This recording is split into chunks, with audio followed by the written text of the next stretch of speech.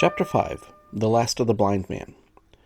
My curiosity, in a sense, was stronger than my fear, for I could not remain where I was, but crept back to the bank again, whence, sheltering my head behind a bush of broom, I might command the road before our door. I was scarcely in position ere my enemies began to arrive, 7 or 8 of them, running hard, their feet beating out of time along the road, and the man with the lantern some paces in front. 3 men ran together hand in hand, and I made out, even through the mist, that the middle man of this trio was the Blind Beggar. The next moment his voice showed me that I was right. "Down with the door!" he cried. "Aye, aye, sir," answered 2 or 3, and a rush was made upon the Admiral Bimbo, the lantern-bearer following, and then I could see them pause, and hear speeches passed in a low key, as if they were surprised to find the door open. But the pause was brief, for the blind man again issued his commands. His voice sounded louder and higher, as if he were afire with eagerness and rage. "In, in!" he shouted, and cursed them for their delay. 4 or 5 of them obeyed at once, 2 remaining on the road with their formidable beggar. There was a pause, then a cry of surprise, and then a voice shouting from the house, "Bill's dead!" But the blind man swore at them again for their delay. "Search him, some of you shirking lubbers, and the rest of you aloft and get the chest!" he cried. I could hear their feet rattling up our old stairs, so that the house must have shook with it. Promptly afterward, fresh sounds of astonishment arose. The window of the captain's room was thrown open with a slam and a jingle of broken glass, and a man leaned out into the moonlight, head and shoulders, and addressed the blind beggar on the road below him. "Pew!" he cried. "They've been before us. Someone's turned the chest alow and aloft." "Is it there?" roared Pew. "The money's there." The blind man cursed the money. "Flint's fist, I mean," he cried. "We don't see it here nohow," returned the man. "Here, you below there. Is it on, Bill?" cried the blind man again. At that, another fellow, probably he had remained below to search the captain's body, came to the door of the inn. "Bill's been overhauled already," said he. "Nothing left." "It's these people of the inn. It's that boy. I wish I had put his eyes out," cried the blind man Pew. "They were here no time ago. They had the door bolted when I tried it. Scatter, lads, and find 'em." "Sure enough, they've left their glim here," said the fellow from the window. "Scatter and find 'em. Rout the house out," reiterated Pew, striking with his stick upon the road. Then there followed a great to-do through all our old inn. Heavy feet pounding to and fro, furniture thrown over, doors kicked in, until the very rocks re-echoed. And the men came out again, one after another, on the road, and declared that we were nowhere to be found. And just then, the same whistle that had alarmed my mother and myself over the dead captain's money was once more clearly audible through the night, but this time twice repeated. I had thought it to be the blind man's trumpet, so to speak, summoning his crew to the assault, but I now found that it was a signal from the hillside toward the hamlet, and from its effect upon the buccaneers a signal to warn them of approaching danger. "There's Dirk again," said one, "twice. We'll have to budge, mates." "Budge, you skulk," cried Pew. "Dirk was a fool and a coward from the first. You wouldn't mind him.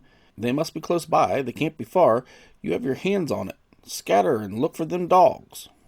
"Oh, shiver my soul," he cried, "if I had eyes."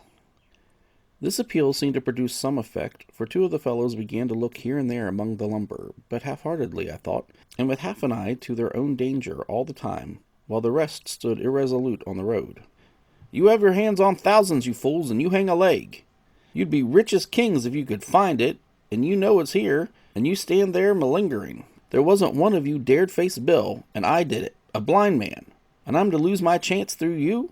I'm to be a poor crawling beggar sponging for rum when I might be rolling in a coach. If you had the pluck of a weevil and a biscuit, you would catch them still."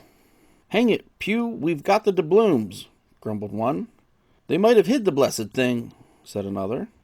"Take the George's, Pew, and don't stand here squalling." Squalling was the word for it. Pew's anger rose so high at these objections, till at last, his passions completely taking the upper hand, he struck at them right and left in his blindness, and his stick sounded heavily on more than one. These, in their turn, cursed back at the blind miscreant, threatened him in horrid terms, and tried in vain to catch the stick and wrest it from his grasp.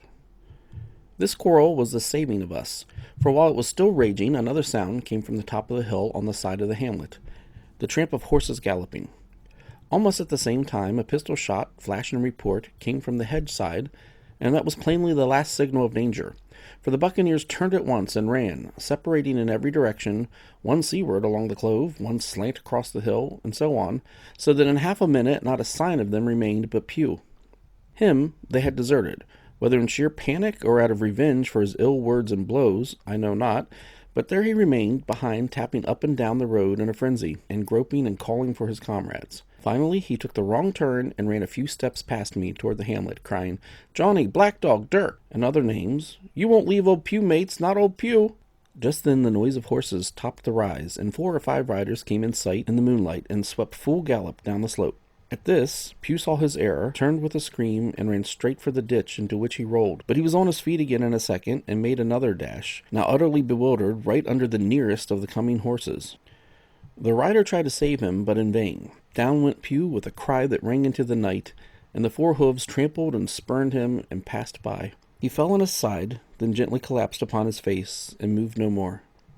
I leapt to my feet and hailed the riders. They were pulling up at any rate, horrified at the accident, and I soon saw what they were. One, trailing out behind the rest, was a lad that had gone from the hamlet to Dr. Livesey's. The rest were revenue officers whom he had met by the way, and with whom he had the intelligence to return at once. Some news of the Lugger and Kit's Hole had found its way to Supervisor Dance, and set him forth that night in our direction.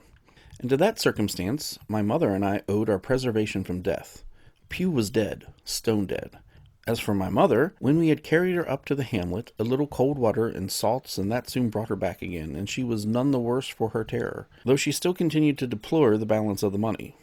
In the meantime, the supervisor rode on as fast as he could to Kit's Hole. His men had to dismount and grope down the dingle, leading and sometimes supporting their horses, and in a continual fear of ambushes. So it was no great matter for surprise that when they got down to the hole, the Lugger was already under way, though still close in. He hailed her. A voice replied, telling him to keep out of the moonlight, or he would get some lead in him, and at the same time a bullet whistled close by his arm. Soon after, the Lugger doubled the point and disappeared. Mr. Dance stood there, as he said, like a fish out of water, and all he could do was dispatch to a man to warn the cutter. "And that," said he, "is just about as good as nothing. They've got off clean, and there's an end. Only," he added, "I'm glad I trod on Master Pew's corns," for by this time he had heard my story. I went with him to the Admiral Benbow, and you cannot imagine a house in such a state of smash.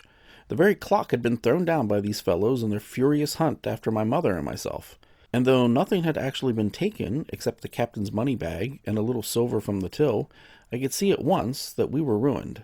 Mr. Dance could make nothing of the scene. "They got the money, you say? Well then, Hawkins, what in fortune were they after? More money, I suppose?"